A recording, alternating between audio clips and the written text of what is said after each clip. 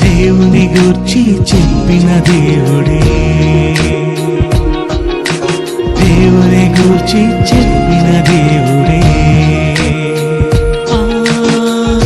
తన కొరకు ఆనాడు చెప్పాడు యేసే గదా, తన కొరకు ప్రతిరోజు చెప్పాలి నీవే గదా. తన కొరకు నువ్వు చెబితే దైవానివే, తన గూర్చి నువ్వు చెబితే దైవానివే. నీ కొరకు చూశాడు ఆ దేవుడే, నీ కొరకు చూశాడు ఆ దేవుడే. నీకోసమే ఎదురు చూశాడుగా, నీకోసమే ఎదురు చూశాడుగా.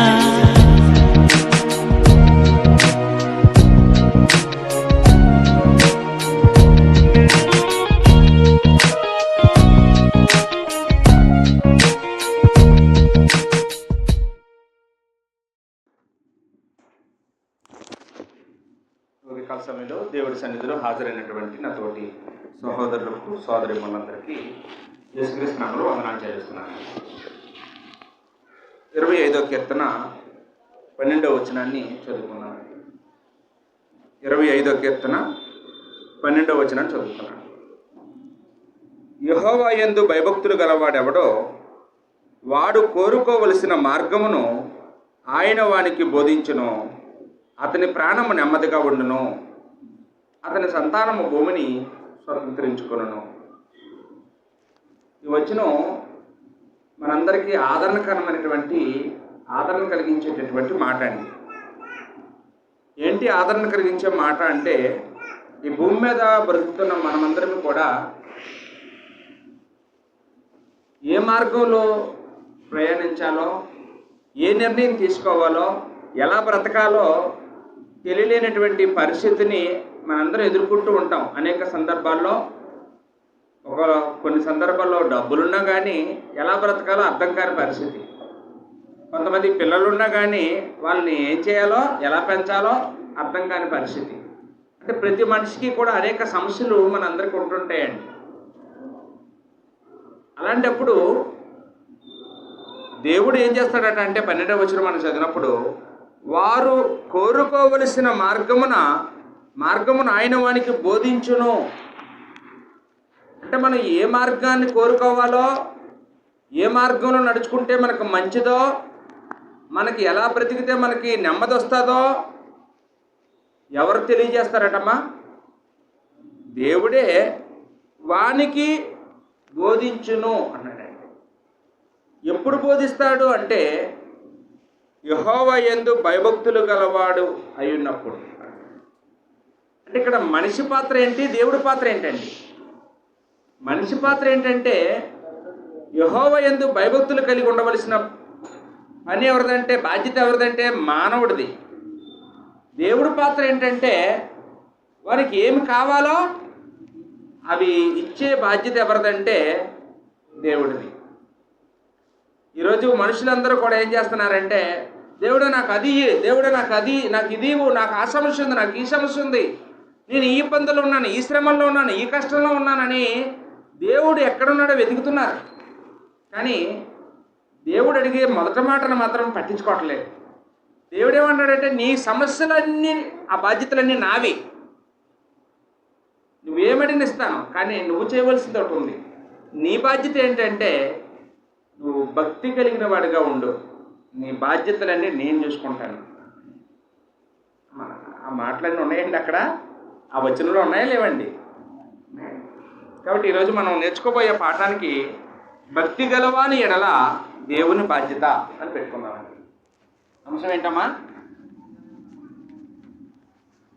భక్తి గలవాని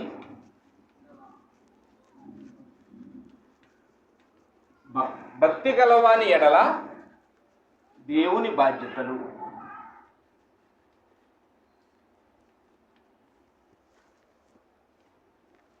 25వ కీర్తన, పిఎస్ అంటే కీర్తనలు 25:12 వచనాన్ని ఈరోజు మనం నేర్చుకోబోతూ ఉన్నాం. భక్తి గలవాని ఎడల దేవుని బాధ్యత. ఇలాంటి మాట యెషయా గ్రంథంలో కూడా రాయబడిందండి. యెషయా గ్రంథం 48వ అధ్యాయము 17వ వచనం.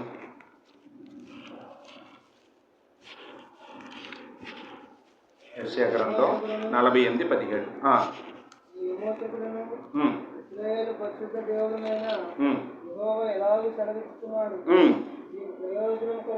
నీకు ప్రయోజనము కలుగునట్లు నీ దేవుడైన యెహోవానగు నేనే నీకు ఉపదేశము చేయుదును, నీవు నడవవలసిన త్రోవను నిన్ను నడిపించుదును అన్నాడు.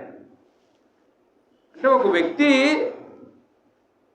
భక్తిగా బ్రతికితే దేవుడు ఏం చేస్తాడటంటే మనకి ఏది ప్రయోజనమో దాన్ని దేవుడే మనకి ఉపదేశం చేస్తాడట.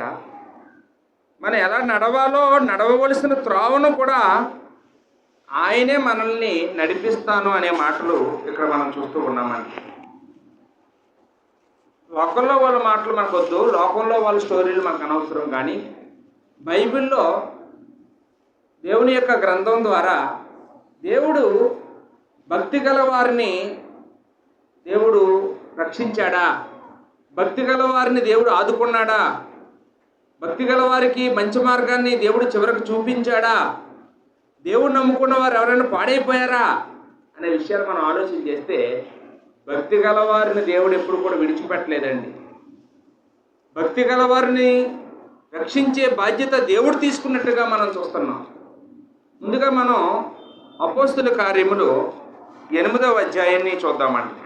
అపోస్తుల కార్యములు 8వ అధ్యాయము 26వ వచనాన్ని మొదటి ఉదాహరణగా మనం తీసుకుందామండి. అపోస్తుల కార్యములు 8వ అధ్యాయము 26వ వచనం. ఇక్కడ ఎవరు కనపడుతున్నారంటే ఒక నపుంసకుడు కనపడుతున్నాడు. మనందరికీ తెలిసిన స్టోరీలే, కొత్తగా ఏమేమి చెప్పాలనుకోవటం లేదు, మీకు అందరికీ తెలిసిన ఉదాహరణే.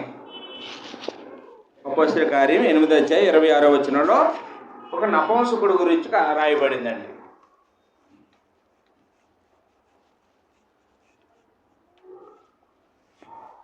ఈ నపుంసకుడు గురించి ఏమి రాయబడిందంటే 27వ వచనం చదువుతున్నాడు. అప్పుడు ఐథియోపియాల రాణి అయిన కందాకే క్రింద మంత్రి అయి ఆమె యొక్క ధనాగారం అంతటి మీదనున్న ఐథియోపియుడైన నపుంసకుడు ఆరాధించుటకు యెరూషలేమునకు వచ్చి ఉండెను. దీని గురించి రాయబడిన మాటలు ఏంటంటే ఇతడు నపుంసకుడు, ఈయనేమో ఐథియోపియుడు.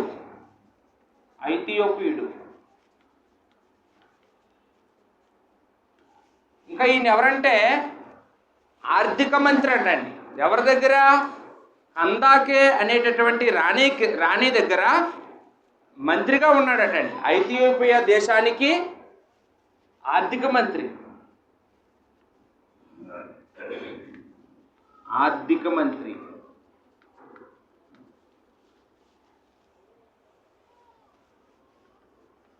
కందాకే రాణి. కందాకే రాణి దగ్గర ఆర్థిక మంత్రిగా పనిచేస్తూ ఉన్నాడటండి.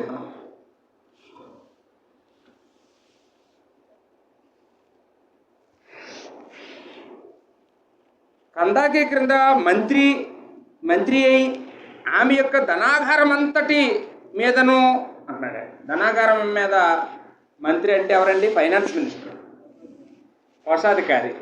ఇలాంటి మాటలు మనం ఇప్పుడు ప్రస్తుతం చెప్పుకుంటూ ఉంటాం. ఐథియోపుడైన నపుంసకుడు ఆరాధించుటకు యెరూషలేము వచ్చి ఉండెను. ఎక్కడ ఐథియోపియా దేశమో, ఎక్కడ యోదయ దేశం? ఏ పని మీద వచ్చాడటంటే ఆ దేశాన్ని దాటి ఈ దేశము దేవుణ్ణి ఆరాధించడానికి. పాత నిబంధన గ్రంథంలో మనం చూసినప్పుడు చాలామంది విదేశాల్లో కూడా యెహోవా దేవుణ్ణి ఆరాధించిన వారిని మనం చూస్తూ ఉంటామండి. నయమాన్ అనే కుష్ఠరోగి సిరియా దేశం, కానీ యెహోవాను ఒప్పుకున్నాడు.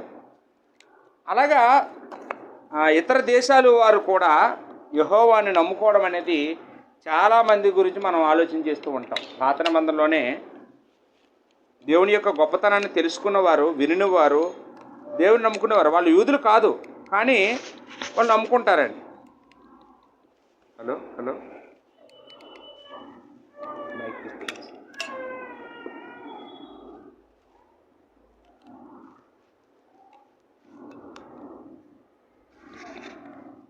అక్కడ అయిపోయిందని చూడండి.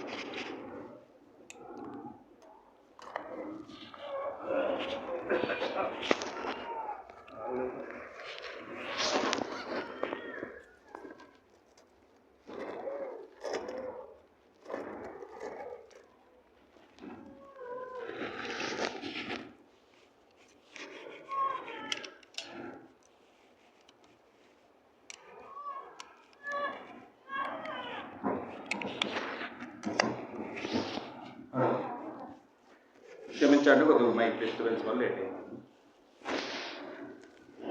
అంటే ఈయన ఇథియోపియా దేశం నుంచి యెరూషలేములో ఉన్న దేవుని మందిరానికి ఆరాధనకు రావాలంటే మధ్యలో 3 దేశాలు దాటుకొని రావాలి. ఇథియోపియా దేశం దాటాలి, ఫిలిస్తీన్ దేశం మధ్యలో ఉంటుంది, ఫిలిస్తీన్ దేశం దాటాలి, తర్వాత యూదయ దేశం దాటాలి.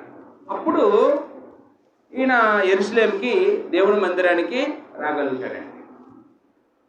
ఇతను భక్తిపరుడే కాదండి, భక్తిపరుడే. ఈరోజు దేవుడి మందిరం కోసం ఒకవేళ 10 కిలోమీటర్ల దూరం నుంచి ఎవరన్నా వస్తున్నారండి. ఇక్కడ 10 కిలోమీటర్ల దూరం, 10 కిలోమీటర్ల దూరం ఎవరు లేదు. 5 కిలోమీటర్ల దూరం నుంచి వచ్చిన ఉన్నారండి. మన గౌరీపట్నం వాళ్ళు వస్తున్నారు, ఒక 5 కిలోమీటర్లు ఉంటారు.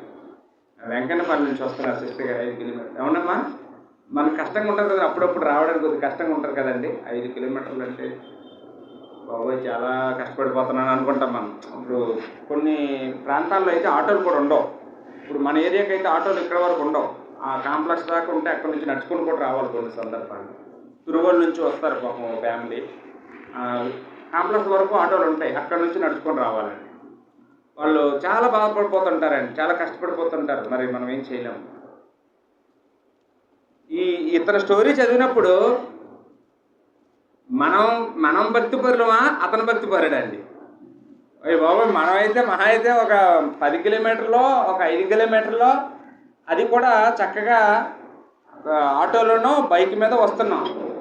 కానీ ఈయన రథం మీద రావాలండి. అంటే గుర్రాలు లాక్కెళ్ళే రథం మీద 3 దేశాలు దాటి ఆరాధనకు రావడం చిన్న విషయం అండి, చిన్న విషయం కాదు. అంటే అతను అలా రాగలుగుతున్నాడంటే అది ఎంత ఖాళీ మామూలు మనిషి అండి. అతను ఫైనాన్స్ మినిస్టర్, ఒక రాణి గారి దగ్గర పెద్ద జాబు. ఇది ఎంత చదువుంటే అతనికి ఆ ఉద్యోగం ఇస్తారండి, ఎంత నమ్మకస్తుడైతే ఆ ఉద్యోగం ఇస్తారండి. అటువంటి పోస్టులో ఉండి కూడా దేవుని ఆరాధనను పక్కన పెట్టాడండి. ఈరోజు ఎవరైనా ఒకవేళ మంచి ఉద్యోగంగా వచ్చిందనుకోండి మనకి, మనం దేవుడికి కొద్ది దూరం అయిపోతుంటామండి. కారణం ఏంటంటే ఆ ఉద్యోగం ఒత్తిడి వల్ల, ఆ పని ఒత్తిడి వల్ల, అధికారులు ఒత్తిడి వల్ల ఏమైపోతామంటే, ఖాళీగా ఉంటే నేను వచ్చేవాడిని, నా పరిస్థితి అర్థం చేసుకోండి, నా పై అధికారులు నన్ను ఎలా డిమాండ్ చేస్తున్నారు అలా డిమాండ్ చేస్తున్నారు, అందుకే రాలేకపోతున్నాను అని అప్పుడప్పుడు వస్తాను, కుదిరినప్పుడు వస్తానని చెప్తుంటారు. కానీ ఈ నపుంసకుడు మాత్రం ఆ విధంగా లేడండి. అతను ఉద్యోగం పక్కన పెట్టాడు, అతను హోదా పక్కన పెట్టాడు. అది ఎంత దూరమైనా కానీ దాని గురించి భయపడకుండా 3 దేశాలు దాటి రథం మీద ప్రయాణం చేస్తూ యెరూషలేములో ఉన్న దేవుని మందిరానికి వచ్చి ఆరాధన చేసుకుని వెళ్తూ ఉన్నాడు. మనందరం కూడా ఆరాధనకు వస్తుంటాం. చాలామంది ఆరాధనకు వచ్చి కూడా బైబిల్ కూడా తెచ్చుకోరండి. కొంతమంది పాపం అందరి లేకపోతే మనం ఏం చేయలేమనండి. డబ్బులు కూడా లేకపోతే బైబిల్ కొనుక్కోవడానికి పరిస్థితి మరి మనం అర్థం చేసుకోవాలి. అలాంటి వాళ్ళకి మనం అందరం డబ్బులు కూడుకొని బైబిల్ కొనేవాలి, పేదవాళ్ళకి. ఒకవేళ డబ్బులుండి కూడా బైబిల్ కొనుక్కోకపోతే అది భక్తిహీనత అండి. బైబిల్ మన బ్యాగ్లో ఉండి కూడా మన బైబిల్ తెరిచి చదవకపోతే అది భక్తిహీనత అండి. చర్చిలో వాక్యం చెప్పేటప్పుడు మన కళ్ళు ఎక్కడ ఉండాలండి? బైబిల్ మీద ఉండాలండి. వాక్యం చెప్పే సువార్తికుడి కళ్ళల్లో మన కళ్ళు పెట్టి చూడాలి. అతను చెప్పే లేఖనాలు అలాగ ఉన్నాయో లేదోనని బైబిల్లో చదవాలండి. అదేంటి భక్తి. అపోస్తలుల కార్యములు 17వ అధ్యాయంలో బెరయాలో ఉండేటటువంటి యూదుల గురించి మాట్లాడుతూ అక్కడ రాసిన మాట ఒకసారి చూడండి. అపోస్తలుల కార్యం 17:11 రాయబడింది. వాళ్ళట పౌలు శీలలో ఆ బెరయా ప్రాంతానికి వెళ్ళి వాక్యం చెప్పినప్పుడు వాళ్ళ లేఖనాలు అలాగ ఉన్నాయో లేవని అన్నట్ట పాత నిబంధనలు చెప్తున్నారు. పాత నిబంధనలు యేసుప్రభు గురించి లేఖనాలు చూపిస్తున్నాడు పౌలు. ఇదిగో యేసుప్రభు గురించి ప్రవచనాలు ఉన్నాయి, ఇదిగో యేసుప్రభు ప్రవచనం నెరవేరింది, ఇక ఇతనే దేవుని కుమారుడు, ఇక ఇతనే చనిపోతాడని బైబిల్లో ఉంది, ఏదో తిరిగి లేస్తాడని ఉంది, ఇతని వల్ల మనకు రక్షణ, ఈయన్ని నమ్ముకోండి అని వాళ్ళకి చెప్తున్నాడట యూదులకి. అప్పుడు ఆ యూదులందరూ కూడా ఆలకించిన వారందరూ ఏం చేశారట, వీరు దెసలోనికలో ఉన్న వారి కంటే ఘనులయుండిరి గనుక ఆసక్తితో వాక్యమును అంగీకరించి పౌలు శీలలు చెప్పిన సంగతులు అలాగున్నవో లేవో అని ప్రతిదినము లేఖనం పరిశీలించు వచ్చింది. ఏదో ఒకరోజు చెప్పాడు, ఆ చెప్పినట్టుగా ఉంది కాబట్టి మరణం నుండి ఇంక చూడక్కర్లేదు అనుకున్నారండి. ఎన్ని రోజులు పౌలు వాక్యం చెప్తే అన్ని రోజులు కూడానంట చెప్పే ప్రతి మాట అలాగున్నదా లేదా ఏమో చెప్పలేము. నేను నిన్న కరెక్ట్గా చెప్పినట్టు ఇవాళ అబద్ధం చెప్పచ్చు. అందుకని బోధకుడిని పరీక్షించేవారు, వాళ్ళు చెప్పే బోధను పరీక్షించేవారు. లేఖనాలను పరిశోధించేవాడు ఎవరండి? భక్తిపరుడు అండి. భక్తిపరుడు సత్య అన్వేషణ చేస్తాడు. భక్తిహీనుడికి ఏం అక్కర్లేదండి. ఏదో చర్చికి వెళ్తే పుణ్యం వస్తుంది, కాసేపు గడిపేస్తే మొఖాలు అందరికీ చూపించేసినట్టు అవుతుంది, నేను చర్చికి వచ్చేసాను అని అనుకుంటారు. కాబట్టి ఈరోజు ఏదో ఒక దినం తీరిపోయింది. అది భక్తిహీనుడు తత్వం. చర్చి బిల్డింగ్లోకి వెళ్ళి కునుకుపోయినా పర్వాలేదు, నిద్రపోయినా పర్వాలేదు, వెళ్ళిపోతే చాలు. భక్తిహీనుడు తత్వం. భక్తిపరుడండి ఎందుకు వెళ్తాడండి చర్చికి? దేవుడు వాక్యం కోసం వెళ్తాడండి. ఆ చెప్పే వాక్యాన్ని చదువు లేకపోతే కనీసం చెప్పేటట్లు హృదయమైన అటువైపు పెట్టుకుంటాడండి. వారానికి ఒకసారి వాక్యం దొరుకుతుంది నాకు, ఈ ఒక్కరోజైనా వాక్యం ప్రశాంతంగా వినాలి, ఇక్కడికి వచ్చి పిల్లలతో ఆడుకోవడము, ఇక్కడికి వచ్చి మాట్లాడుకోవడం, పక్క వాళ్ళతో ఇక్కడికి వచ్చి ఏదో ఆలోచన చేసుకుంటూ ఉంటే నా అంత భక్తిహీనుడు ఇంకెవరు ప్రపంచంలో ఉండరు, కాబట్టి బాగా వాక్యం నేర్చుకోవాలనుకోవాలండి. అదండి భక్తిపరుడు తత్వం. ఈయన దగ్గర మనం చాలా భక్తిని నేర్చుకుంటాం. సరే, ఆరాధన అయిపోయింది. ఆరాధన అయిపోయినట్టు మనం అందరం ఏం చేస్తామండి? మన బైబిల్ని జిప్పేసేసి బ్యాగ్లో పడేస్తాం. మళ్ళీ ఎప్పుడు తీస్తామండి? మళ్ళీ ఎప్పుడైనా మళ్ళీ వచ్చే వారం చర్చికి వచ్చేటప్పుడు మళ్ళీ చర్చ్ బిల్డింగ్లో దాన్ని మళ్ళీ ఓపెన్ చేస్తాం. అంతే కదండి? నిజం చెప్పండి ఎవరైనా. ఏంటమ్మా, మనందరం ఎప్పుడు ఓపెన్ చేస్తామండి? మళ్ళీ చర్చికి వచ్చిన తర్వాత దాన్ని దుమ్ము దులిపి బయటికి తీసి జిప్పు తీసి అప్పుడు మళ్ళీ లేఖనాలు చదివినప్పుడు చేస్తాం. కానీ ఈయనేం చేస్తున్నాడో చూడండి. మళ్ళీ వచ్చేద్దాం అపోస్తలుల కార్యం 8వ అధ్యాయానికి. ఈయనేం చేస్తున్నాడట అంటే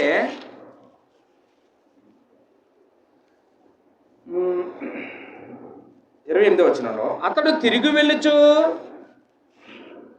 తన రథము మీద కూర్చుండి ప్రవక్త అయిన యెషయా గ్రంథము చదువుచుండెను.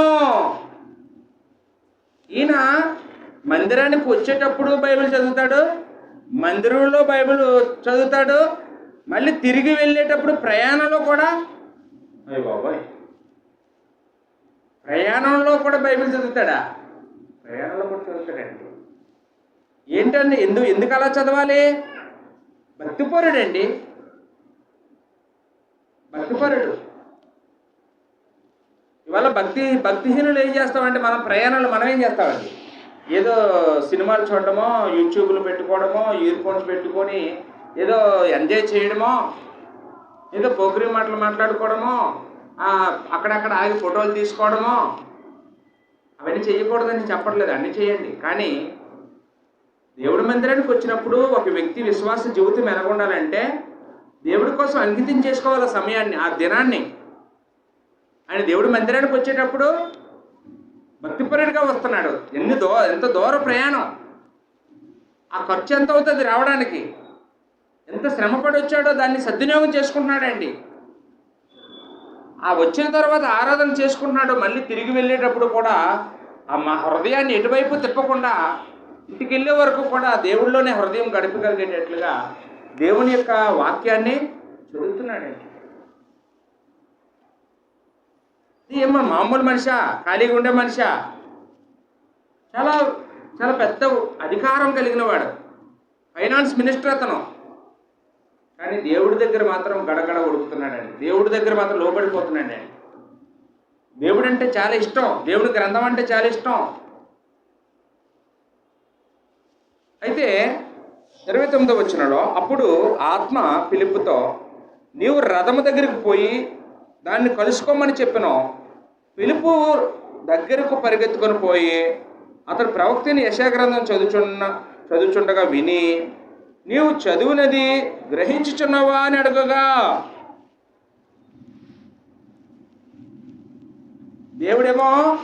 దేవుని ఆత్మ ఫిలిప్ అనేటటువంటి ఒక పరిచారకుడిని పిలిచి, నువ్వు అర్జెంటుగా ఆ రథాన్ని వెంబడించు, ఆ రథం మీద వెళుతున్నటువంటి వ్యక్తి దగ్గరికి వెళ్ళి, అతను చదువుతున్నది అతనికి అర్థం కాలేదు, నువ్వు వెళ్ళి అతనికి అర్థం చెప్పు అన్నాడు. అప్పుడు ఫిలిప్ పాపం రథం మీద వెళ్తుంటే పరిగెత్తుకొని వెళ్ళడం అంటే సాధ్యం కాదండి అసలు. ఏమండి, మనం బైక్ని వెంబడించలేం, రథం అంటే గుర్రాలు వెళ్ళగలుగుతాయండి, చాలా స్పీడ్గా వెళ్తాయి. అలాంటి స్పీడ్తో మనిషి పరిగెత్తగలిగాడంటే అది పరిశుద్ధాత్మ శక్తి అండి, మామూలు మనిషికి అసాధ్యం అది. కానీ దేవుడు సహాయం చేస్తే గుర్రాలు కాదు ఎట్లైనా మించగలుగుతాడు మనిషి.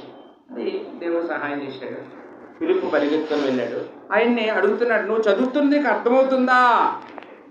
నువ్వు యెషయా గ్రంథం చదువుతున్నావు, నీ మాటలు నిలబడుతున్నాయి నాకు. అబ్బాయి ఎంత బాగా అంటే బైబిల్ ఎలా చదవాలండి మనం? పక్కవాడికి వినబడేలా చదవాలండి, పక్కవాడికి వినబడేలా మనం బైబిల్ చదవాలి.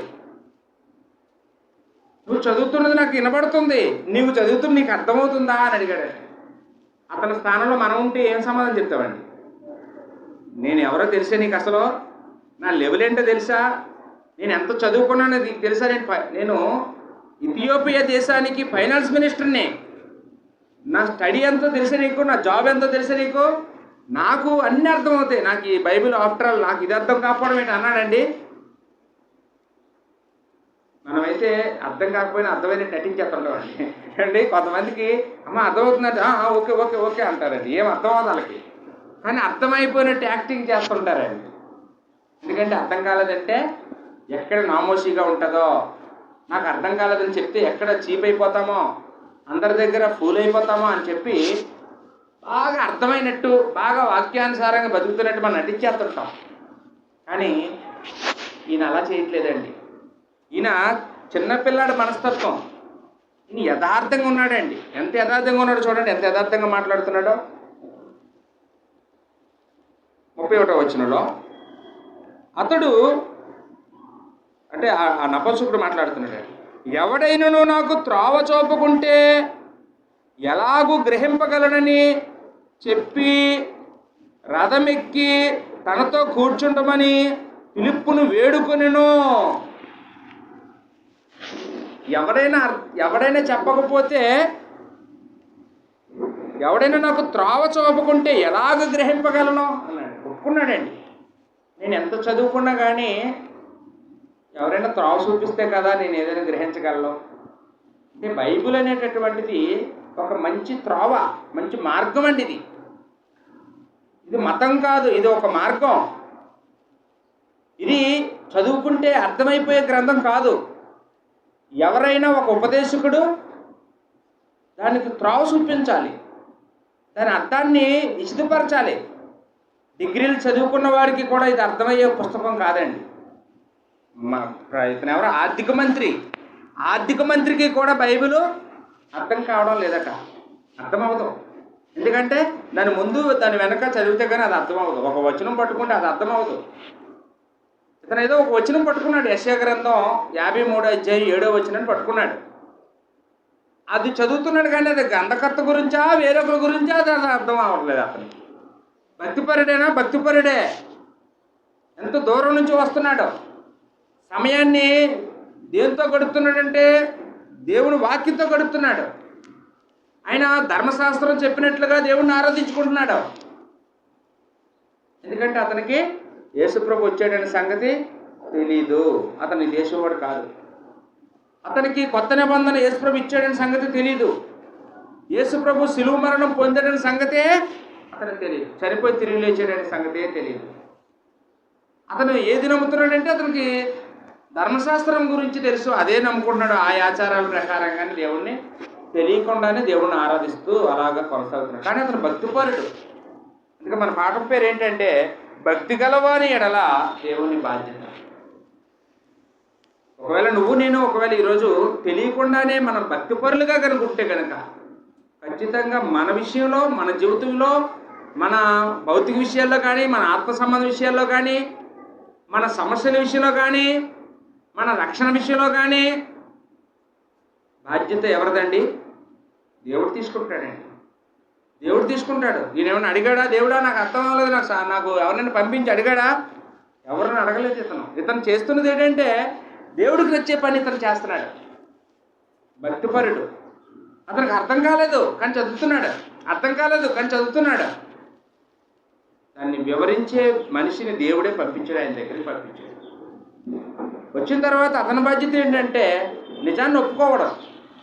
ఏంటండి, నాకు అర్థం కాలేదని నిజాన్ని ఉన్నదన్నట్టుగా ఆయన ఒప్పుకున్నాడు. కాబట్టి అతనికి విశుద్ధపరచడం జరిగిందండి.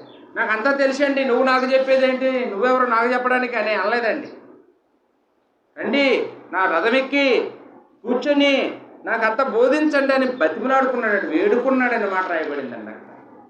అప్పుడు ఫిలిప్పు రథమెక్కి కూర్చొని అతను చదువుతున్న లేఖన భాగాన్ని చదివించాడు.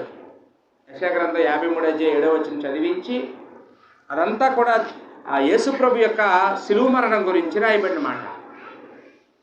యేసుప్రభు శిలువ మరణం దేనికోసమో, యేసుప్రభు శిలువ మరణం ద్వారా మనకి ఏం కలిగిందో, ఆ శిలువ మరణం ద్వారా కలిగినటువంటి పాప విమోచన గురించి, తద్వారా ఏర్పడిన సంఘం గురించి, ఆ తద్వారా ప్రకటించబడుతున్న సువార్త గురించి, రక్షణ గురించి, బాప్తిసం గురించి అక్కడ ఆయన బోధించాడు నపుంసకుడికి. అవేమి తెలియ పాపం నపుంసకుడికి, కానీ భక్తిపరుడు. ఈరోజు కూడా చాలామంది తెలియకుండా భక్తిగా బతుకుతుంటారండి. మత్సక్కలు ఉంటారు, మనం వాళ్ళ చీప్గా చూస్తుంటాం. వాళ్ళు భక్తిపరులు. ఆ భక్తిపరుల్ని దేవుడు పట్టుకుంటాడండి. వాళ్ళు కోరుకోరు కానీ దేవుడే వాళ్ళ దగ్గరికి పంపిస్తాడు, సువార్తకి పంపిస్తాడు. లేకపోతే ఎవరో ఒకరి ద్వారా సువార్త మనం పంపించి ఆ భక్తిపరుల్ని ఆ మతంలో నుంచి వేరు చేస్తాడు. వేరు చేసి వాళ్ళకి నిత్యరక్షణను దేవుడు అనుగ్రహిస్తాడు. ఇది అక్షరాల ఈ నపుంసకుడి దగ్గర మనం నేర్చుకుంటూ ఉన్నాం. యేసుక్రీస్తు గురించి అంతా చెప్పిన తర్వాత 36వ వచనంలో లేకపోతే 35వ వచనం, అందుకు ఫిలిప్పు నోరు తెరిచి ఆ లేఖను అనుసరించి అతనికి యేసును గురించిన సువార్త ప్రకటించెను.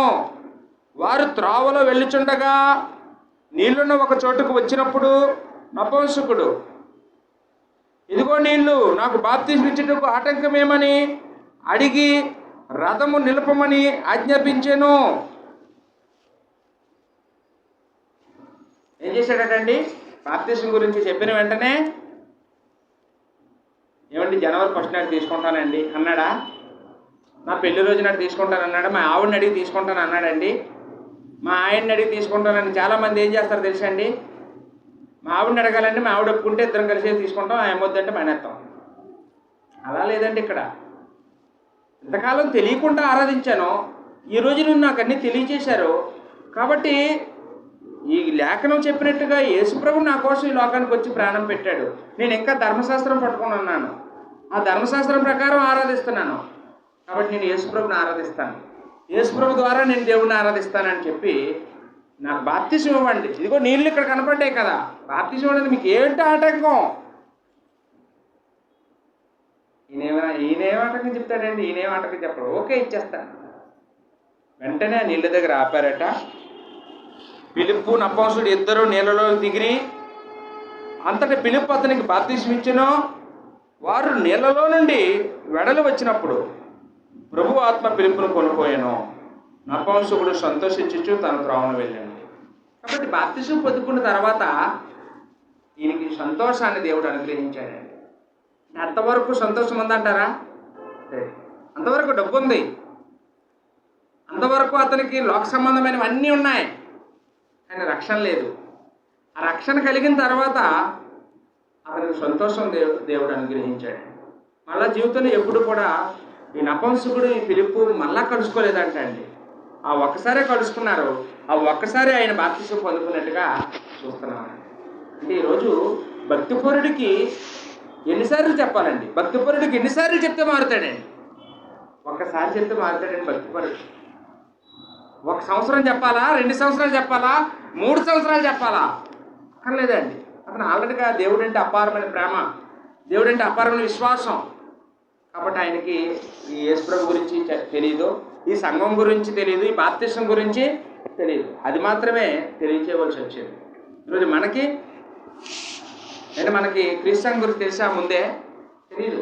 నేను కూడా మత్సాకుల్లో బాప్తిసం పొందుకున్నానండి. నాకు క్రీస్తు సంఘం గురించి తెలియదండి. నా భార్య వచ్చిన తర్వాత అప్పుడు క్రీస్తు సంఘం అంటే ఏంటి తెలుసు. అమ్మో బాబు, ఇంతకుముందు ఇది ఒకటే సంఘం ప్రపంచం అంతా ఉందనుకునేవాడిని. కానీ అవన్నీ కాదు. అసలు అయిన సంఘం, బైబిల్లో ఉన్న సంఘం క్రీస్తు సంఘం తెలుసుకున్నానండి. అప్పుడు నేను ఇదే సంఘంలో బాప్తిసం పొందుకున్నానండి, క్రీస్తు సంఘంలో. తప్పేం లేదండి. నా పోషకుడు ఆనందించాడంటే నేను ఆనందిస్తున్నాను. నాకు గ్యారెంటీ ఉంది, నేను చచ్చిపోతే దేవుడు నన్ను చేర్చుకుంటాడండి. ఒకవేళ నేను ఇంకా ఆ మూఢభక్తిలోనూ ఉంటే, ఆ బాధ అజ్ఞానంలోనూ ఉంటే, అబద్ధ బోధలోనూ ఉంటే దేవుడు నన్ను చేర్చుకోడు. నేను భక్తిపరుడినైనా నన్ను చేర్చుకోడు. అంటే ప్రతి భక్తిపరుడికి దేవుడు రక్షించడానికి దేవుడు మార్గాన్ని చూపిస్తాడండి. మార్గాన్ని చూపిస్తాడండి దేవుడు. నా బాధ్యత అది. భక్తి గల వారిని ఎడల నా బాధ్యత నేను నెరవేరుస్తాను, నీ బాధ్యతను నువ్వు నెరవేర్చు. అలా వచ్చిన వాళ్ళు మనందరమే. దేవుడి బాధ్యత దేవుడు చూసుకున్నాడు, మన బాధ్యత మనం కూడా ఎరిగి, మనం కూడా లోబడి, మనం కూడా విశ్వసించి, విధేయత చూపించి, నిజమైన దేవుణ్ణి అంగీకరించి ఒప్పుకొని మాకు వాక్యం నేర్పించమని దేవుడిని మనం వేడుకుంటే దేవుడు మనల్ని ఈరోజు ఈ స్థితిలో కూర్చోబెట్టినట్టుగా మనందరం కూడా నేర్చుకోవాలి. కాబట్టి భక్తిపరుడు ఇప్పుడు కూడా లేఖనాలని పరిశీలిస్తాడనే సంగతిని మనం ఇక్కడ ఆలోచన చేయాలి. మత్తయి వార్త 12వ అధ్యాయము 42వ వచనంలో మనం ఇక్కడ శాబా దేశపు రాణి గురించి యేసుప్రభు మాట్లాడారండి. శాబా దేశపు రాణి అంటే సొలొమోనుని పరీక్షించడానికి వచ్చినటువంటి రాణి. ఆమె ఎక్కడో శాబా దేశం నుంచి సొలొమోను గొప్పతనాన్ని గురించి వినింది, కానీ నిజమో కాదో తెలుసుకోవాలనుకుందట.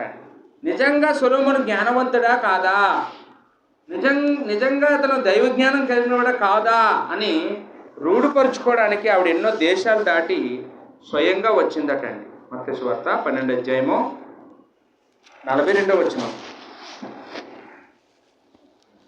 విమర్శ సమయమున దక్షిణ దేశపు రాణి ఈ తరము వారితో నిలవబడి వారి మీద నేరస్థాపన చేయును. ఆమె సొలొమోను జ్ఞానమును వినుటకు భూమ్యాంతముల నుండి వచ్చెను. ఇదిగో సొలొమోను కంటే గొప్పవాడు ఎక్కడున్నాడు. సొలొమోను జ్ఞానం నిజమో కాదోనని దగ్గరుండి పరిశీలన చేయడానికి 1,000 లక్షలు ఖర్చు పెట్టుకుని ఆవిడ వచ్చి స్వయంగా ఆయన మాటలు విని, ఆయన చేసిన చర్యలు చూసి ఆమె కొంత కానుకలు ఇచ్చి వెళ్ళిందట. విమర్శదనన్నట ఆ శాబా దేశపు రాణి వస్తుందట. మళ్ళాను వచ్చి ఈనాడు యేసుప్రభు గురించి పరిశీలన చేయకుండా నమ్ముకున్న వాళ్ళని విమర్శ చేస్తుందట. సొలొమోన్నే సొలొమోను గొప్పోడు, యేసుప్రభు గొప్పోడమ్మా. యేసుప్రభు గొప్పోడు. సొలొమోన్నే నిన్ను టెస్ట్లు పెట్టాను. నేను ఎన్ని రకాలు చెక్ చేయాలి అన్ని రకాలుగా ఇతను చెక్ చేసి నేను అతను వెంబడించాను. అలాంటిది సొలొమోను కంటే గొప్పవాడు యేసుప్రభు. మీరెందుకు యేసుప్రభు విషయంలో మీరు పరిశీలన చేయట్లేదు? మీరెందుకు గుడ్డిగా నమ్ముతున్నారు, గుడ్డిగా వెళ్ళిపోతున్నారు? ఎందుకు? యేసుప్రభు గురించి మనం కూడా ఏం చేయాలమ్మా? మనం కూడా వెతకాలి, మనం కూడా తెలుసుకోవాలి, అడిగి తెలుసుకోవాలి, రూఢుపరుచుకొని నమ్మాలి. అది భక్తిపరుల లక్షణం. నపుంసకుడు నాకు తెలియదు, నాకు చెప్తే కదా తెలుస్తుంది, నాకు మార్గం చూపించండి అని వేడుకున్నాడట. వేడుకొని తెలుసుకున్నాడు, యేసుప్రభు నమ్ముకున్నాడు. భక్తిపరుడిని దేవుడు రక్షించడం ఆయన చేతిలో ఉంది. అది ఆయన బాధ్యతగా మనము ఇక్కడ చూస్తూ ఉన్నామండి. ఇక రెండవదిగా, కాకపోతే దీని గురించి 10 నిమిషాలు ఆగినట్లయితే, పేతురు రాసిన మొదటి పత్రికలో, పేతురు రాసిన మొదటి పత్రిక 2వ అధ్యాయము 6-7 వచనాలు మనం చూస్తే, ఇక్కడ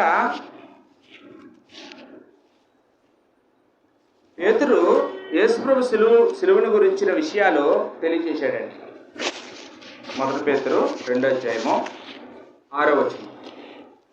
యేసుప్రభు సిలువ మీద ఎందుకు చెప్పబడ్డాడో ఫిలిప్పు అపోస్తలుడికి చెప్పే ఉంటాడు. సిలువ మరణం గురించి అన్నీ చెప్పినప్పుడు ఈ విషయాలు చెప్పుంటాడు. ఇవాళ మనం కూడా వాటి గురించి ఒకసారి చదువుకుందామండి. అనగా, ఇదిగో నేను ముఖ్యమును ఏర్పరచబడినదియు అమూల్యమునగు మూలరాతిని సీయోనులో స్థాపించున్నాను. ఆయన యందు విశ్వాసం ఉంచువాడు ఏమాత్రం సిగ్గుపడడో అన్న మాట లేఖనందు రాయబడి ఉన్నది. విశ్వసించున్న మీకు ఆయన అమూల్యమైన వాడు. విశ్వసింపని వారికైతే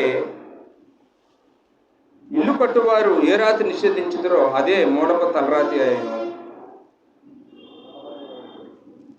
కాబట్టి ఇక్కడ యేసుక్రీస్తు యొక్క గొప్పతనాన్ని గురించి పేతురు తెలియచేశాడండి. రోమపత్రిక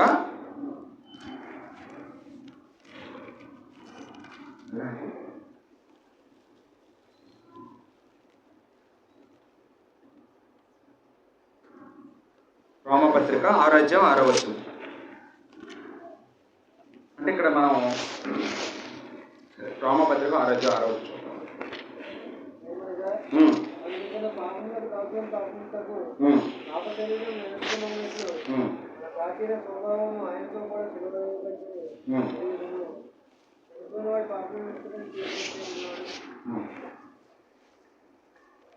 ఈ 6వ అధ్యాయం మొదటి నుంచి మనం చదివితే 3వ వచనంలో, క్రీస్తు యేసులోనికి బాప్తిసం పొందిన మనమందరము ఆయన మరణంలోనికి బాప్తిసం పొందుతామని మీరు ఎరుగురా. అంటే మనందరం కూడా బాప్తిసం పొందడం అంటే ఏంటంటే, యేసుప్రభు మరణంలో మనం పాలుపంపులు పొందడము అని చెప్తున్నాడండి. కాబట్టి తండ్రి మహిమ వలన క్రీస్తు మృతుల నుండి ఎలాగ లేపబడనో అలాగే మనము నూతన జీవం పొందిన వారిని నడుచుకున్నట్లు మనం బాప్తిసం వల్ల మరణంలో పాలు పొందుటకి ఆయనతో కూడా పాతి పెట్టబడుతుంది. అంటే మనం ఎందుకు బాప్తిసం పొందామంటే యేసుప్రభువుతో పాటు నూతన జీవం పొంది నడుచుకోవడానికి. యేసుప్రభు తిరిగి లేచినట్టు మనం కూడా నూతన జీవం కలిగి మనం కూడా ఈ లోకంలో ప్రవర్తించడానికి మనం బాప్తిసం పొందుతున్నాం, అదే పాతి పెట్టబడుతున్నాం అనే మాట ఇక్కడ చూస్తున్నాం. 6వ వచనంలో ఏమనగా, మనం ఇక్కడ పాపమునకు దాసురము కాకుండాటకు పాప శరీరము నిరర్థకమగునట్లు మన ప్రాచీన స్వభావం ఆయనతో కూడా సిలువ వేయబడినని ఎరుగుతాము. బాప్తిసం ఎందుకు అంటే మనం ఇంకా పాపం చేయడానికి కాదు, పాపానికి దాసులుగా ఉండడానికి కాదు, పాపానికి దాసులుగా ఉండకుండా ఉండడానికి, ఆ పాపాన్ని సిలువ వేసేయడానికి బాప్తిసం. ఈ మాటలన్నీ ఫిలిప్పు నపుంసకుడికి చెప్పాడు. అవన్నీ ఒప్పుకున్నాడు, అవన్నీ విన్నాడు. అయితే నేను అలా బతకాలనుకుంటున్నాను, నా ఇగో నీళ్లు కనపడుతున్నాయి, నాకు బాప్తిసం ఇవ్వు. బైబిల్లో ఎవరి గురించైనా చూడండి, ఎవరు బాప్తిసం గురించి నిర్లక్ష్యం చేయలేదండి. పేతురు ప్రసంగం చేసినప్పుడు 3000 మంది బాప్తిసం పొందారట వెంటనే. చెరసాల నాయకుడు ఫిలిప్పి పట్టణంలో పౌలు శీలలు పాటలు పాడినప్పుడు, సంఖ్యలు బదులైనప్పుడు, ఆ గోడలు బదులైనప్పుడు చెరసాల నాయకుడట అర్ధరాత్రి అప్పుడే బాప్తిసం పొందాడట. అర్ధరాత్రి అప్పుడు మేము ఉదయలేసి పొందుదాం అనుకోవచ్చు కదండి. చూడండి, మరి బాప్తిసం అంటే వాళ్ళు ఎంత భక్తిపరులండి. భక్తిపరులు దేవుడే రక్షిస్తాడు. భక్తిపరుల బాధ్యత దేవుడిదే. అలాగే భక్తిపరుల బాధ్యత కూడా ఏంటంటే యేసుప్రభుని విశ్వసించి విధేయత చూపించడం భక్తిపరుల యొక్క బాధ్యతగా మనం చూస్తూ ఉన్నాం. ఇక రెండవ ఉదాహరణ ఎవరంటే తార్సువాడైన సౌలు.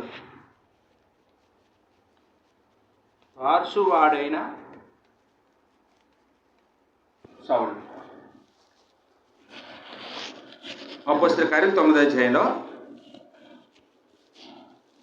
1 నుంచి 3 వచనాల వరకు సౌలు ఎట్టివాడో రాయబడిందండి. చాలా క్రూరుడుగా కనపడుతుంటాడు.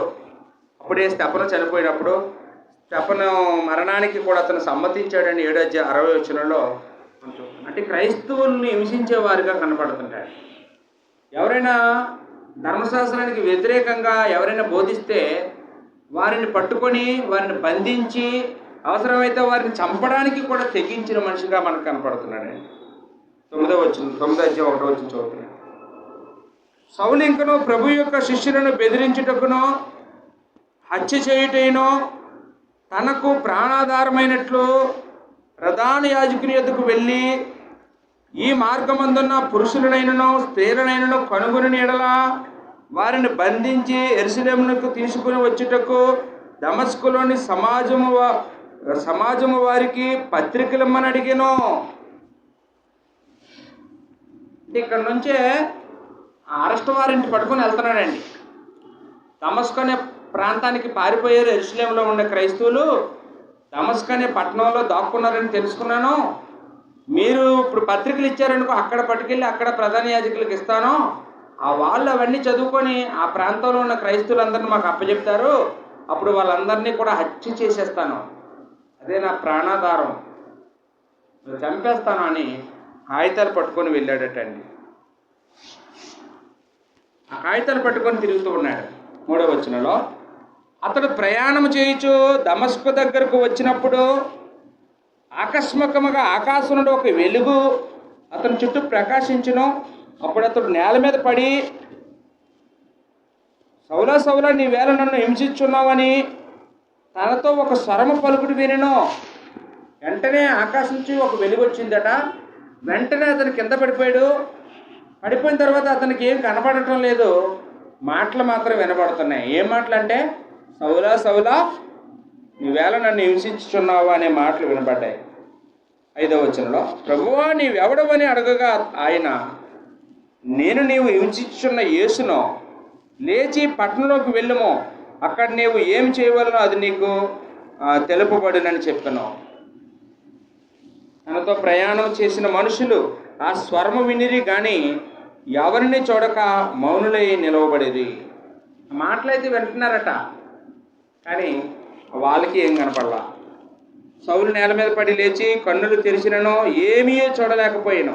2 కళ్ళు పోయాయండి. ఎందుకంటే మనం సూర్యుడు వెలుగు చూస్తేనే మన కళ్ళు పోతాయి. అలాంటిది యేసుప్రభునే చూశాడండి ఆయన వెలుగు. 2 కళ్ళు పోయాయండి. కనుక వారు అతని చేయి పట్టుకుని దమస్కులోనికి నడిపించిరి. అతడు 3 దినములు చూపు లేక అన్నపానములు ఏమీ పుచ్చుకొనక ఉండేను. ఎప్పుడైతే ఆరోగ్యం పాడైపోయిందో, కళ్ళు పాడైపోయాయో, ఇంకా భోజనం కాసి లేదు, ఇంకెందుకు నా బ్రతుకు, కళ్ళు పోయిన తర్వాత నా జీవితం ఎందుకని అతనట భోజనం చేయడం మానేశాడట. 10వ వచనంలో దమస్కులో అననీయ అని ఒక శిష్యుడుండెనో. ప్రభు దర్శనమందు అననీయ అని అతను పిలవగా దేవుడు ఆ అననీయ అనే మనుషుడు దమస్కులో ఉన్నాడు, అతన్ని పిలిచాడట దేవుడు. అప్పుడు ప్రభువా ఇదిగో నేనున్నాను. అందుకు ప్రభు, నువ్వు లేచి తిన్నదనబడిన వీధికి వెళ్ళి యోధా అనువాని ఎంట తార్చుబడిన సౌలు అనువాని కొరకు విచారించుము. ఇదిగో అతడు ప్రార్థన చేయుచున్నాడు. అతడు అన్య అని ఒక మనుషుడు లోపలికి వచ్చి తాను దృష్టి పొందినట్లు తన మీద చేతులుంచి చూచి ఉన్నాడని చెప్పాను. అందుకు అననీయ, ప్రభువా ఈ మనుషుడు యెరూషలేములో నీ పరిశుద్ధులకు ఎంతో కీడు చేసి ఉన్నాడని అతని గురించి అనేకుల వలన వింటిని. దేవుడికి చెప్తున్నాడండి అన్నయ్య, అయ్యా నువ్వు ఎవరిని రక్షించాలనుకుంటున్నావు? సౌలునా? అతడు ఎంత కీడు చేశాడో తెలుసా? క్రైస్తవులకి ఎంత హానికరుడో తెలుసా? అతను ఎంత భయంకరమైన వాడో తెలుసా? అతన్ని కళ్ళు బాగు చేయమని నన్ను పంపిస్తానంటున్నావా అని చెప్పేసి చెప్తున్నాడు. 14వ వచనం, ఎక్కడనో నీ నామమును బట్టి ప్రార్థన చేయ వారందరినీ బంధించుటకు అతను ప్రధాన యాజకులను అధికారం పొంది ఉన్నాడని ఉత్తరం ఇచ్చెను. నిన్ను దేవుడికి తెలియదండి.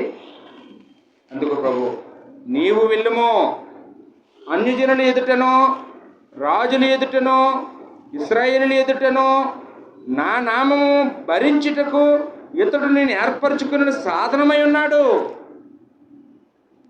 దేవుడికి ఏం తెలుసండి? ఆయన భక్తిహీనుడు కాదు, భక్తిపరుడు. అతడు నేను ఏర్పాటు చేసుకున్న సాధనం. ఎవరెవరి కోసం ఏర్పాటు చేసుకున్నాడటండి? అన్యజనులకి, రాజులకి, ఇశ్రాయేలులకి. అన్యులకి చెప్తాడు వాక్యం, రాజుల దగ్గర కూడా నిలబడి చెప్పాడండి. సౌలు రాజుల దగ్గర, పౌలు రాజుల దగ్గర నిలబడి చెప్పాడు. ఇశ్రాయేలుకి చెప్పాడా? సమాజ మందిరాలకు వెళ్ళి ధైర్యంగా బోధించాడు. అన్యులకి చెప్పాడా? అన్యులకి చెప్పాడు. ఎఫెసు పట్టణంలో అందరూ అన్యులే, అన్యులకి చెప్పాడు. అందరికీ చెప్పాడు. అగ్రిపరాజుకు ధైర్యంగా మాట్లాడాడండి. నిరో చక్రవర్తి దగ్గరికి వెళ్ళి ధైర్యంగా మాట్లాడాడు. రాజుల దగ్గర చెప్పగలిగే సాహసం ఉన్నవాడు. ఇతడు నా నామము కొరకు ఎన్ని శ్రమలు అనుభవించవలనో నేను ఇతనికి చూపుదునని అతనితో చెప్పాడు. శ్రమలు అనుభవించడానికి కూడా సెలెక్ట్ చేసుకుంటాడండి దేవుడు మనుషుల్ని. ఎవరికి పడితే వాళ్ళకి శ్రమలు దేవుడు రప్పించడండి.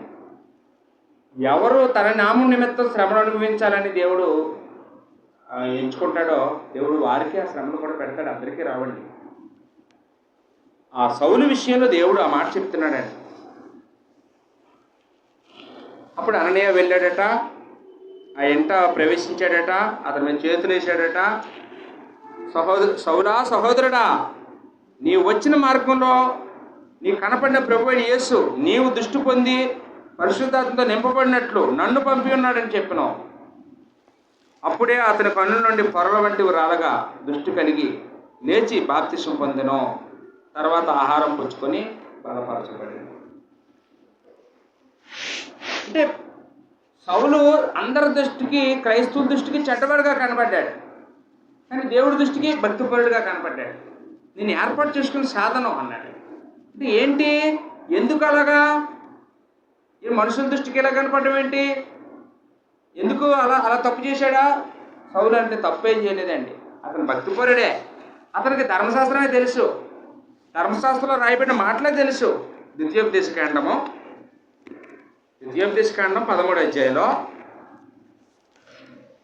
1-6 వచనాలు మనం చూసినప్పుడు, ప్రవక్తయే కానీ కలలు కనవాడే కానీ నీ మధ్య లేచి నీ ఎదుట ఆ సూచక్రియైనను మహత్కార్యమైనను చేసి నీవు ఎరుగని ఇతర దేవతను అనుసరించి పూజించడం రమ్మని చెప్పినడలా అతడు నీతో చెప్పిన సూచక్రియ కానీ మహత్కార్యం కానీ సంభవించినను ఆ ప్రవక్త మాటలు కలకనవని మాటలు వినకూడదు.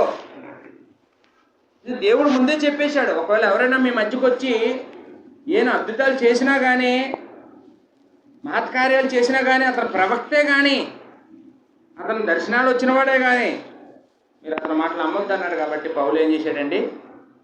ఆ యేసుప్రభు చెప్పిన మాటలు నమ్మడం మానేశాడు.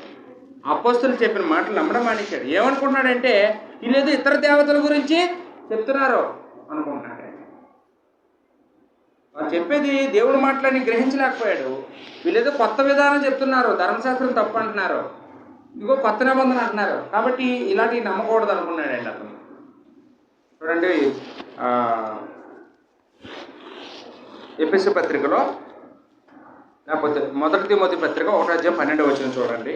1 తిమోతి 1వ అధ్యాయం 12వ వచనంలో, తెలియక అవిశ్వాసం వల్ల చేసి తిని గనుక క్షమించబడి తిని అన్నాడండి.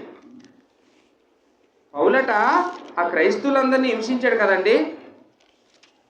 అదంతా తెలిసి చేశాడా, తెలియక చేశాడా? తెలియక చేశాడట. అప్పుడు అదే రైట్ అనుకున్నాడు. దేవుడి మార్గాన్ని కాపాడాలనుకున్నాను, నేను ధర్మశాస్త్రాన్ని కాపాడాలనుకున్నాను, అందుకే ధర్మశాస్త్రానికి భిన్నంగా ఎవరైనా మాట్లాడితే వాళ్ళందరినీ హింసించాను అని చెప్తున్నాడు. 12-13 వచనాలు కలిసే ఉంటాయి. పూర్వం దోషకుడును హింసకుడును హానికరుడైన నన్ను తన పరిచర్యకు నియమించి నమ్మకమైన వానిగా ఎంచినందుకు నన్ను బలపరిచిన మన ప్రభు అయిన క్రీస్తు యేసునకు కృతజ్ఞుడై ఉన్నాను. తెలియక అవిశ్వాసం వల్ల చేసి తిని కనుక కనికరించబడి తిని. అమ్మ, ఈ మాట మనం చెప్పడానికి మనకు అవకాశం ఉన్నదంటారా? ఇవాళ సత్యం మనందరికీ వినిపించబడుతుంది. సత్యం మన దాకా వచ్చింది, మనందరికీ తెలియచేయబడింది. ఇంకా ఇప్పుడు కూడా ఇంకా నేను ఇంకా పాత నిబంధన అనుసరిస్తాను, నాకు తెలియక చేస్తున్నానంటే దేవుడు ఒప్పుకోడండి. అప్పుడు వాళ్ళకి తెలీదు, అప్పుడు వాళ్ళ చేతిలో కొత్త నిబంధన లేదు, పుస్తకం తెలియక చేశాడు. ఈరోజు మనం కూడా ఇంకా తెలియదు అంటే అది శాసించి చేస్తున్నారండి కొంతమంది. ఇంకా పాత నిబంధన అనుసరించే వాళ్ళు, కొత్త నిబంధన పక్కన పెట్టిన వాళ్ళు శాసించి బుద్ధిపూర్వకంగా పాపం చేస్తున్నారు. వాళ్ళు తెలియక చేస్తున్నామంటే అది తప్పది. ఎవరైనా తెలియజేయడానికి వస్తే వాళ్ళ మీద దాడి చేసి వాళ్ళతో వాదించి గొడవ పెట్టుకొని కయ్యాలు కలహాలతో ఉన్నాం, అది సాహసించి చేస్తున్న తప్పులు. కాబట్టి మనకి దేవుడి బాధ్యత ఏంటంటే భక్తిపరుడిని రక్షించాలని దేవుడి బాధ్యత. భక్తిపరుడు పాడైపోకూడదు, నశించిపోకూడదు, భక్తిపరుడిని కాపాడాలి. కాబట్టి దేవుడు ఏం చేస్తాడంటే ఎలాగైనా సరే ఎవరినో ఒకరిని పంపించి కాపాడుతాడు. సౌలుని అలాగే కాపాడాడు. ఇప్పుడు సౌలు ఏం చేయాలి? సౌలా సహోదరుడా బాప్తిసం పొందు అంటే వెంటనే పొందాడండి. నేను బాప్తిసం పొందడం ఏంటి, నాకు అంతా తెలుసు, నేను చిన్నప్పటి నుంచి భక్తిపరుడిని, నేను గమానియేలు దగ్గర వాక్యం నేర్చుకున్నాను, నేను పొందడం ఏంటి, నేను సున్నత పొందాను, నేను పొందను అన్నాడు అనుకోండి, నేను తెలియవండి. పొందమంటే పొందాడండి.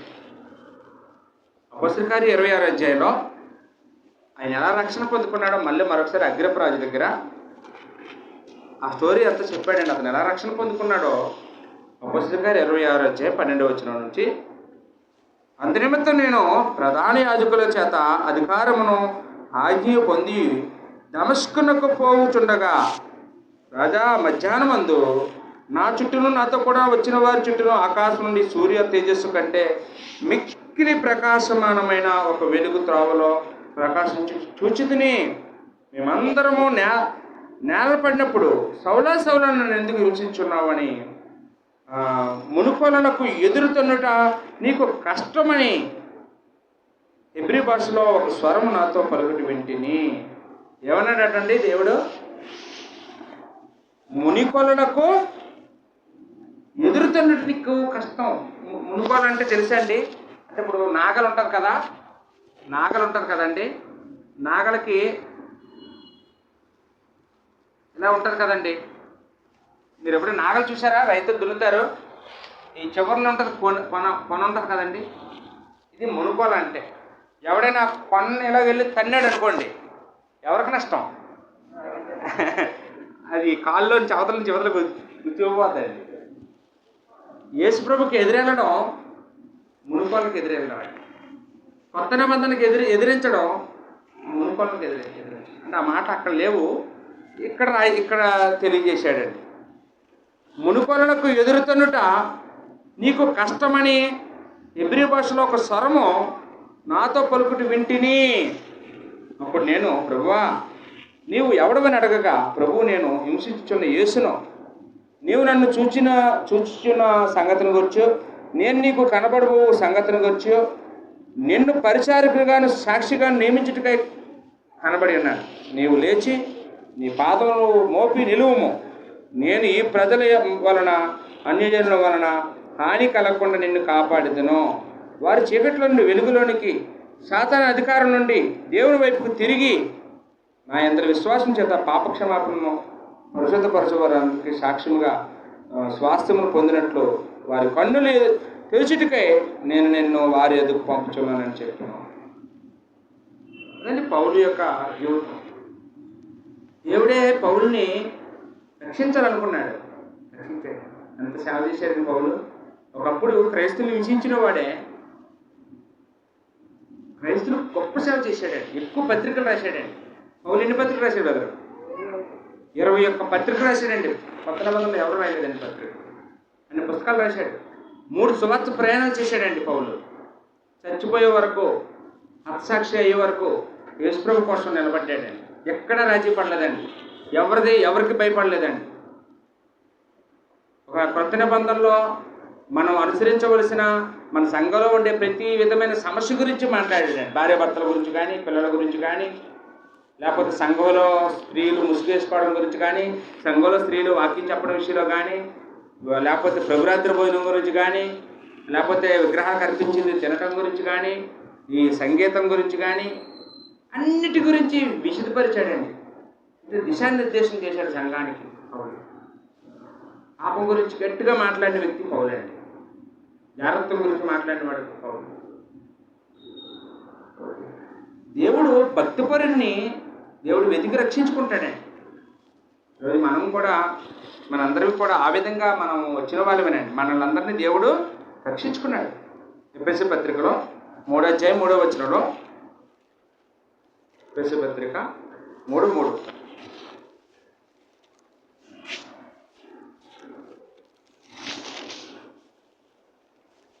ఎట్లనగా క్రీస్తు మర్మము దేవదర్శనం వలన నాకు తెలియపరచబడిందని సంగతిని గురించి మునుపు సంక్షేమంగా వ్రాసితిని.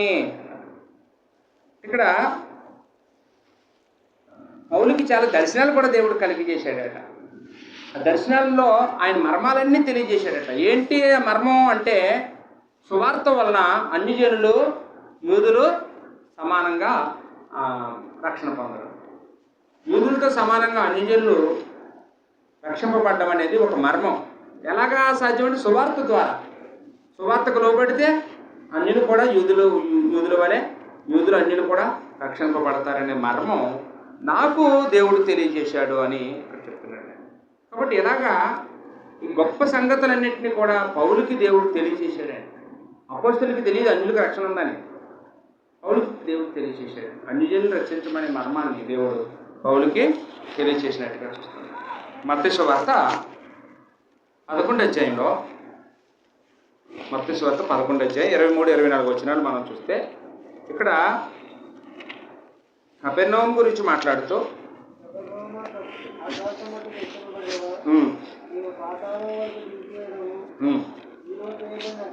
మత్తయి సువార్త 11వ అధ్యాయం 23-24 వచనాలు కపెర్నౌము గురించి మాట్లాడుతూ యేసుప్రభు చెప్తున్న మాట ఏంటంటే, కపెర్నౌము అంటే మీ అందరికీ తెలుసు కదండి, యేసుప్రభు నివసించిన ఊరు. యేసుప్రభు సువార్త సేవ మొదలుపెట్టిన తర్వాత ఏ ఊరిలో ఆయన గడిపేవాడంటే ఎక్కువ కాలమో, కపెర్నౌములో ఆయన క్యాపిటల్ సిటీగా పెట్టుకొని అక్కడే నివసించి చుట్టుపక్కల ఊళ్ళు తిరిగి సువార్త ప్రకటించాడండి కపెర్నౌము. ఆ కపెర్నహూముతో మాట్లాడుతున్నాడు అండి. కపెర్నహూమా కపెర్నహూమా అంటున్నాడు.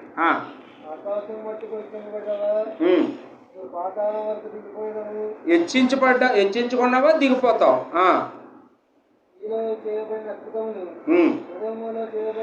అంటే కపెర్నహూములో యేసుప్రభు ఎన్ని చేసి ఉంటాడండి అద్భుతాలు. ఎంతమంది కుంటివాళ్ళు బాగు చేసి ఉంటాడు, ఎంతమంది గుడ్డివాళ్ళు బాగు చేసి ఉంటాడు, ఎన్ని మహత్కార్యాలు, ఎన్ని బోధలు. ఆ ఊర్లోనే ఉన్నాడు కాబట్టి ఆ ఊర్లో చాలా చేశాడు ఆయన. నీలో చేయబడిన అద్భుతాలు సొదొమలో చేయబడిన ఎడలా అది నేటి వరకు నిలిచి ఉండను. అంటే సొదొమ వాళ్ళు కూడా మారిపోయేవాళ్ళు. కపెర్నహూములో యేసుప్రభు చేసిన కార్యాలు సొదొమ గుమర్రాకు వెళ్ళి కానీ యేసుప్రభు చేసి ఉంటే ఈ రోజుకి కూడా సొదొమ గుమర్రా సజీవంగా ఉండేది. కానీ వాళ్ళకి లేని భాగ్యం మీకు దక్కింది, కానీ మీరు నమ్మలేదు అంటున్నాడు. విమర్శ దినమందు నీ గతి కంటే సొదొమ దేశపు వారి గతి వారో తగిందే ఉండరని మీతో చెప్తున్నాను. ఎవరికంటే ఎవరి గతి వారో తగిందిగా ఉంటుందంటమ్మా? కపెర్నహూము వారి గతి కంటే సొదొమ గొమొర్రా వారి గతి వారో తగిందిగా ఉంటుంది. ఏంటి ఇద్దరికి తేడా? సొదొమ గొమొర్రా వాళ్ళకి యేసుప్రభు తెలీదు, కపెర్నహూము వాళ్ళకి యేసుప్రభు తెలుసు. ఇప్పుడు ఇద్దరిలో గతి అంటే పరిస్థితి. తీర్పు దినాన్న ఎవరి పరిస్థితి బెటర్గా ఉంటుందట? సొదొమ గొమొర్రా వాళ్ళని దేవుడు కఠినంగా శిక్షిస్తాడా, కపెర్నహూము వాళ్ళని శిక్షిస్తాడు మారకపోతే? కపెర్నహూము వాళ్ళు ఎక్కువ శిక్ష ఉంటుందండి. ఈరోజు మనం ఇక్కడ చూసాం ఇద్దరు గురించి. నపుంసకుడు ఉన్నాడు, తార్సువాడని సౌలు ఉన్నాడు. వీళ్ళిద్దరికీ కూడా యేసుప్రభు గురించి ముందు తెలీదు. దేవుడే బాధ్యత తీసుకొని వాళ్ళిద్దరినీ వెతికి రక్షించాడండి. వాళ్ళకి ఆ పరిస్థితులు కలుగు చేశాడు, వాళ్ళని గొప్పగా రక్షించాడండి. ఇప్పుడు వీళ్ళు కానీ తావ తప్పారు అనుకోండి, ఒకవేళ బాగా ఉన్నారు, ఒక లేదు వాళ్ళు మళ్ళీ పాపంలో పడ్డారండి. ఇప్పుడు సొదొమ గొమొర్రా వాళ్ళని ఎక్కువ శిక్షిస్తాడా, వీళ్ళని శిక్షిస్తాడా? వీళ్ళని శిక్షిస్తాడు. ఎందుకంటే సొదొమ గొమొర్రా వాళ్ళకి తెలీదు యేసుప్రభు గురించి, వీళ్ళకి తెలుసు, ఇద్దరికి తెలియపరచబడింది. ఇప్పుడు మనం ఇక్కడ చోడవరంలో తల వంచి మనందరం ఉన్నాం. మనకి ఎక్కువ శిక్ష ఉంటుందా, సొదొమ గొమొర్రా వాళ్ళకి ఎక్కువ ఉంటుంది అంటున్నాడా? మనకే ఎక్కువ ఉంటుంది. మనకి ఎన్ని బోధలు ఏమండి? సొదొమ గొమొర్రాకి ఆదివారం వస్తే బోధ ఉంటుంది వాళ్ళకి. ఏమంటే పాటలు ఉంటాయా, వాళ్ళకి ప్రార్థనలు ఉంటాయా, ఈ సహవాసం ఉందా? కాబట్టి మనల్ని దేవుడు ఎక్కువ తీర్పులు తినని మనల్ని విమర్శిస్తాడట అండి. భక్తిపరుడి బాధ్యత ఏంటంటే మన బాధ్యతని మనం భక్తిగా బతకాలి.